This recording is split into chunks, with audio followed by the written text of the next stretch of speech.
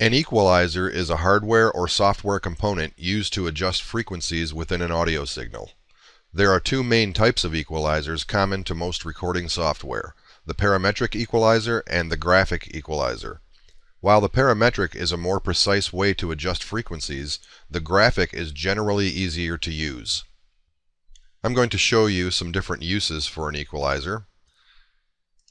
First, I'll take this drum submix and I'm going to go to the snare drum, solo that, click the effects button and add the Acoustica EQ. Click edit to bring up its interface. And I'm going to loop a section of this snare drum so we can work on it. Now I'm going to play this and you'll notice that you can hear other instruments on the drum kit bleeding through the snare drum mic.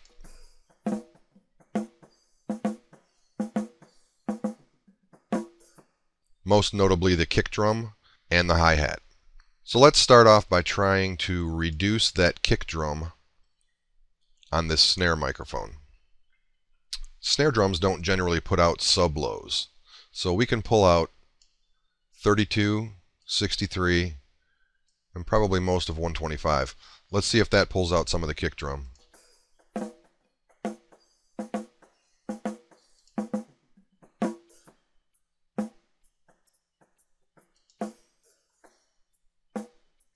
Pulls out a little bit of that thump. Now let's see if we can reduce the highs a little bit to pull out some of the hi-hats.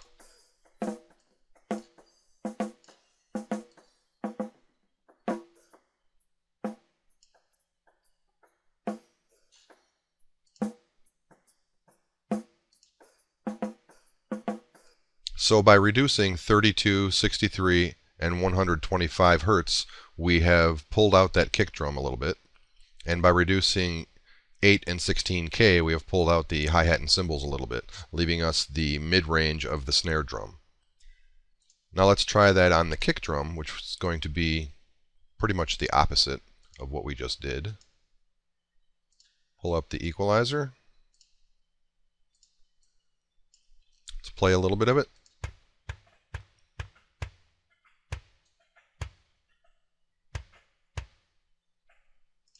Okay, so for this kick drum, we're going to want to remove mid-range frequencies to pull out that snare drum that's bleeding in the background and also give the kick drum a little more of a tight sound.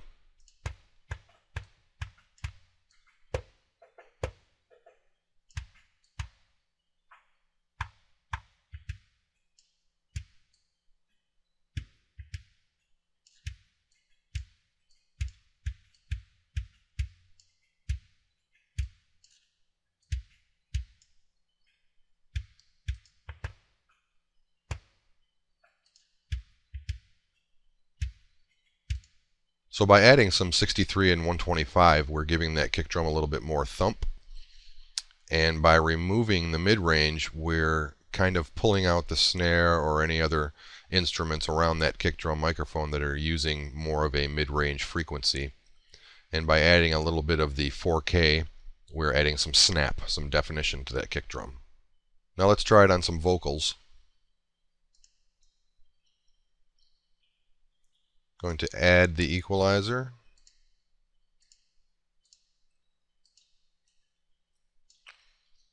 And play this vocal track. Right. Yeah, I knew the time was right. First thing I notice is that there are some lows in his voice that probably shouldn't be there. Makes it sound too up front, too on top of the mix. Right.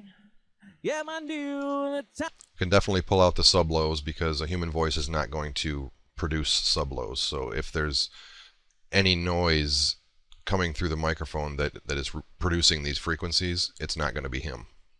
Right. Yeah, I knew the time was right.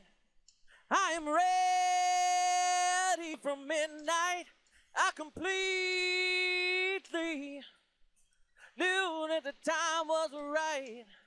Yeah, I knew the time was. Now I pulled out that 16K a little bit because I can hear the drum set in the background, the hi-hat mostly.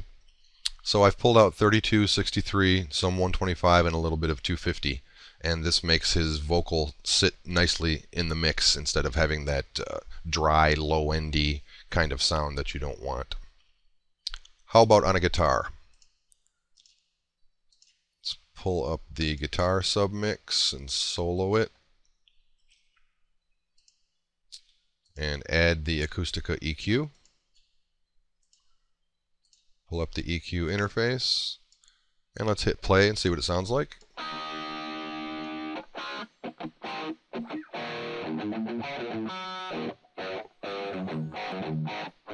Now the same thing is going to apply here as did in the vocal track.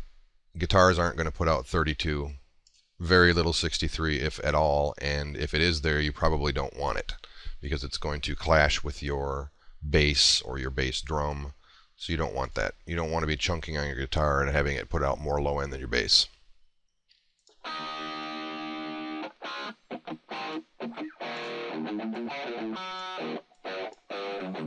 Same goes for high end on the guitar. You generally would think that you want tons of high end on a guitar, but that's not true. Guitar is mostly mid-range. So I'm going to pull out this 16K and maybe a little bit of 8K to try to remove some of the drum set and cymbals from the recording.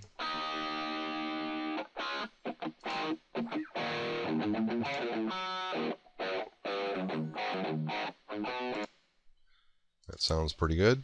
I hope this tutorial has helped explain a little bit about equalizers, and thanks for watching.